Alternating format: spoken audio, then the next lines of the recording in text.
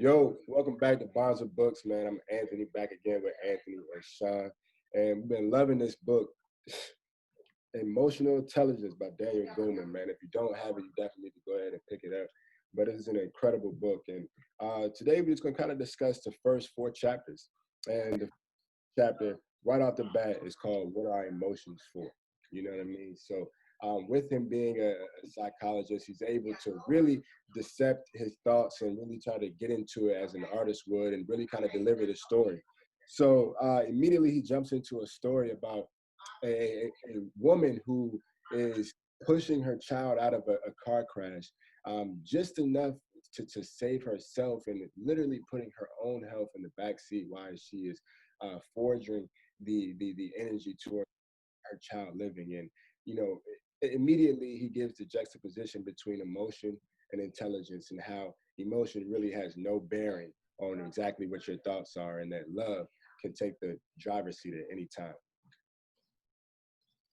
Yeah, chapter one was very interesting to me for, one of the major reasons. Right into it on page four, Daniel Goleman says, repeated over evolutionary history, the survival value of our emotional repertoire was attested to by becoming imprinted in our nerves as innate automatic tendencies for the human heart. Basically saying that our emotional responses, especially when it comes to our need to survival, are imprinted in our is imprinted in our DNA. And I automatically thought about, the song Kendrick Lamar, DNA by Kendrick Lamar. I got royalty inside my DNA. All these things that us as Black men go through, it is a great possibility, that these emotional responses and these traumas are imprinted in our DNA and kind of um, passed on to generation. I agree with both of my co-hosts. I'm not going to piggyback too much on it, but I do really like this first chapter because he's laying down the breakdown of how emotional intelligence works. It's like a focus of like your personal qualities, such as like your initiative, your empathy, like your optimism, perseverance, all like those great adjectives. I feel like Daniel Goleman is trying to get us to understand, like how Anthony said, it's in your DNA. It's how you're reacting to what is around you. It's like the saying goes, it's not the hand you're dealt, it's what you do with the hand that you're dealt. And one more thing about chapter one that I forgot to mention is Daniel Goleman also talks about how our neocortex, which is more so like the thinking brain, he kind of touches on this at the end of the chapter. The neocortex, the thinking brain, evolved from the limbic area, which is known for our emotions. So our thoughts kind of evolved, or our brain of that controls our thoughts kind of evolved from emotion. So you can see how our emotions kind of, especially if strong emotions, can come before, our thoughts or our logic towards those emotions. Right.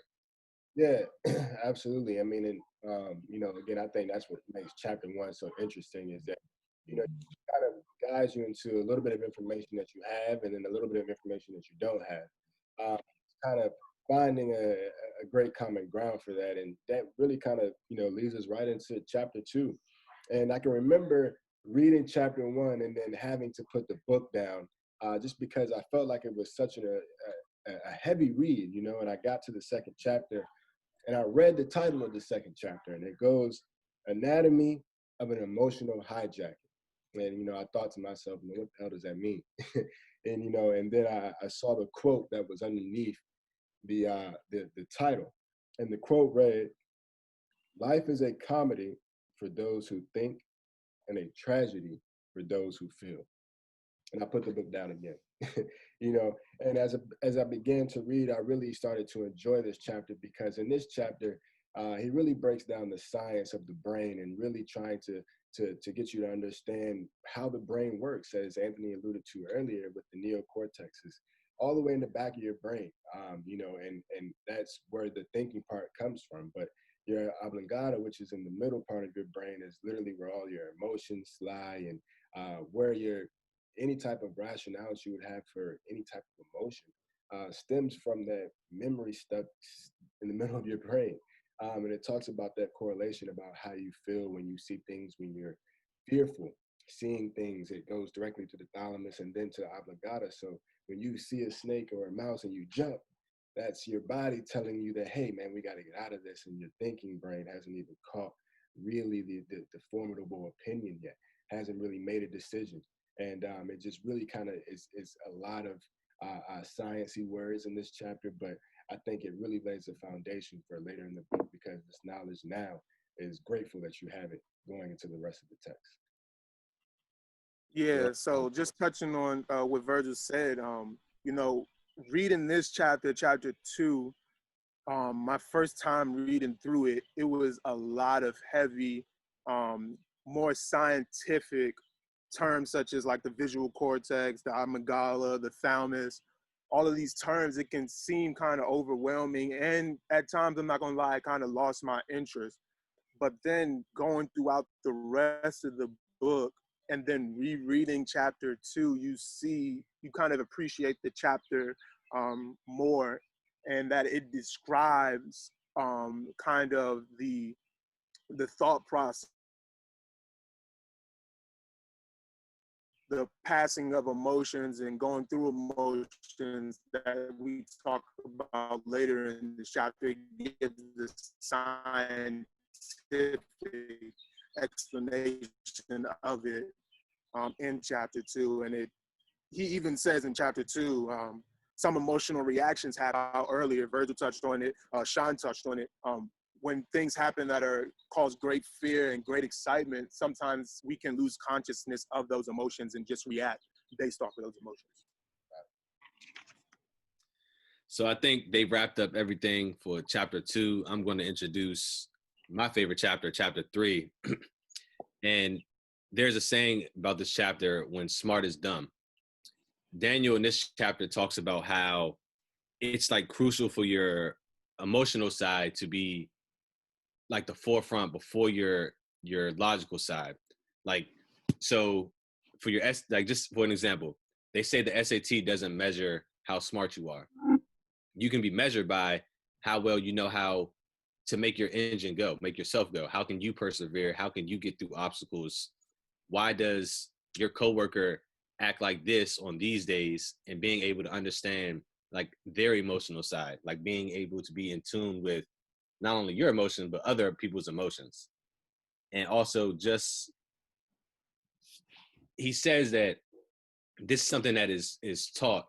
It can be taught to children if we take the time to teach them. Like, it is very, very crucial that you are aligned with your emotions, not just sad or happy, but just like why your body is reacting to certain things. Why do you move the way you move? And use that to your best knowledge and use that for your intelligence. Go ahead, Virgil. Oh yeah, appreciate it, man. Yeah, I mean, you know, it's really a great parallel, this chapter, you know, when smart is dumb. And, you know, to kind of piggyback on what Sean has said is that, you know, some of these things have to be taught. And we kind of see, you know, a little bit of, you know, the difference between, you know, we all having that, you know, the most intelligent people can make, you know, the dumbest mistakes, or, you know, maybe you meet someone that is really smart but doesn't have a lot of common sense. These things also play into the brain, but it also plays into, you know, the trauma and the experience that individuals may have had or may go through. So it's all about the formality in which the brain is prepared in. So you know, you have to really think about what structure lies and what type of training that you're giving your actual brain in order for you to really kind of make that evolution possible for yourself. So that chapter is definitely something that is, you know, it's not one of my favorites, but you know, I definitely can dig it. Yeah, so I think that chapter 3 was kind of moving from chapter 2, which was like scientific knowledge, to how this knowledge applies to, you know, our daily lives and our success in our lives. One of the biggest things that I took away from it was interpersonal intelligence versus intrapersonal intelligence. Interpersonal intelligence being how to understand how other people work, what motivates them, and being able to use that effectively in order to maneuver throughout the workplace. And intrapersonal is more so having to do with how you feel within yourself and being cognizant of that and aware of that, and also, you know, kind of maneuvering your way through life and success with that knowledge of self, which is a perfect kind of segue into chapter 4, which is entitled Know Thyself. And is probably my favorite chapter out of these first 4 chapters. It was a lot of information in this chapter, talking about recognizing our mood and cognizantly changing our mood based on our awareness of our mood. Right off the top, like within the first couple of pages, Daniel Goleman says self-awareness has a more powerful effect on strong aversive feelings. The realization that this is anger offers a great degree of freedom, not just the option to act on it, but so I think that's a perfect segue into, which is probably my favorite chapter, chapter 4, which is titled Know Thyself. And this chapter just talks about recognizing our mood and, you know, within recognizing our mood, effectively going about changing it if it's not a feeling that we kind of want to possess. Within the first 4 pages, Daniel has a piece that really stuck out to me.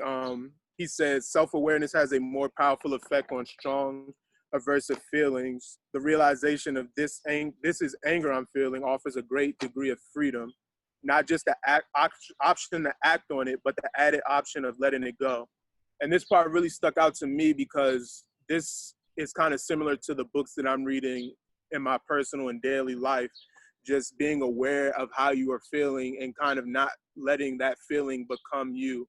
Understanding that feelings are transient, they're going to come and go, but you have to also be aware of why you're feeling this way and kind of working towards changing it, and change what you can and accept what you can't.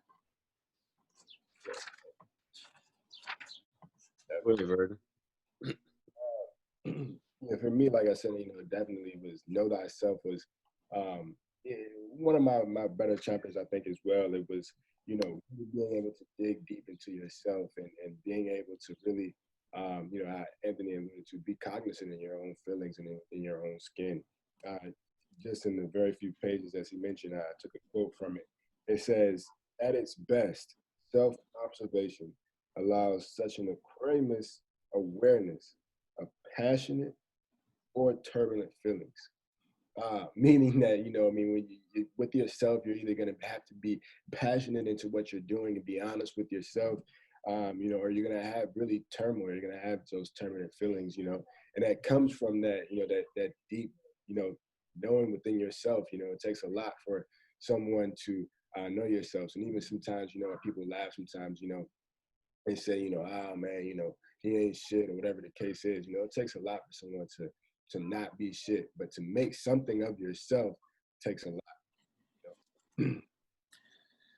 So I kind of touched on chapter 4 in my chapter 3 spiel of knowing thyself, knowing how you move, what makes your engine go.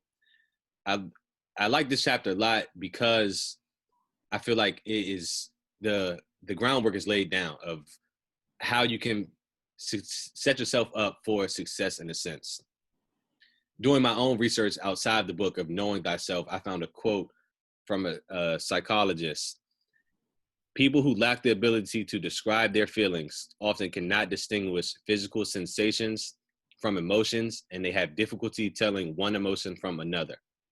So I feel like he's telling us that basically in order to figure out other emotions, the initial emotions to why you're reacting need to be addressed. It's kind of like a domino effect. In order to knock all the dominoes down, you have to take that first step and knock the first domino down.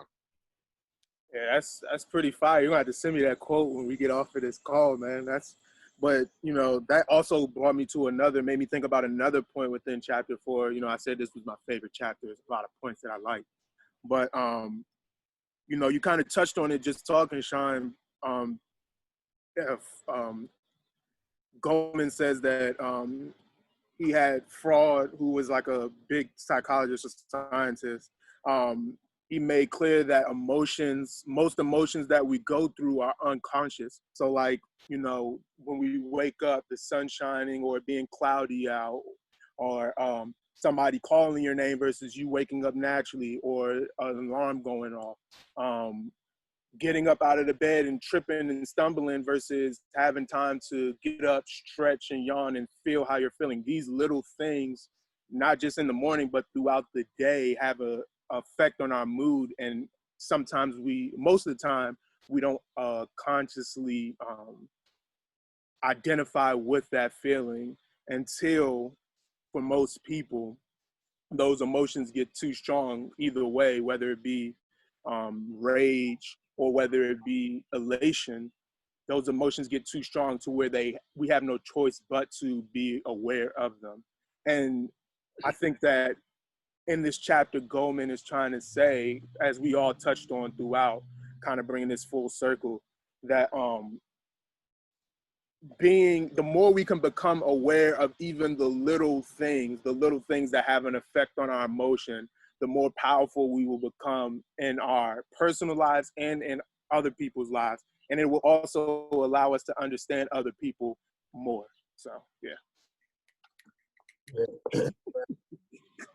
You know, as we were speaking, you know, before we actually got on the call off the air, you know, just to wrap it up, you know, emotional intelligence is really just about, you know, having discipline. You know, I told you we could switch this out and call this book Discipline, and it would somewhat mean the same thing, and just really kind of just being able to have the best awareness of your emotions, having the best control of your emotions, and also just being able to have that actual evolution occur for yourself. So we definitely gonna, you know, continue to get back into this book. Make sure y'all continue to like, comment, subscribe. We still got the free link out there for you. You don't have to actually go buy the book, but if you like me and you know, you want to actually have a physical copy, you can definitely find it on Amazon for yourself. So we're gonna make sure y'all stay tuned, man, and we're gonna keep it moving.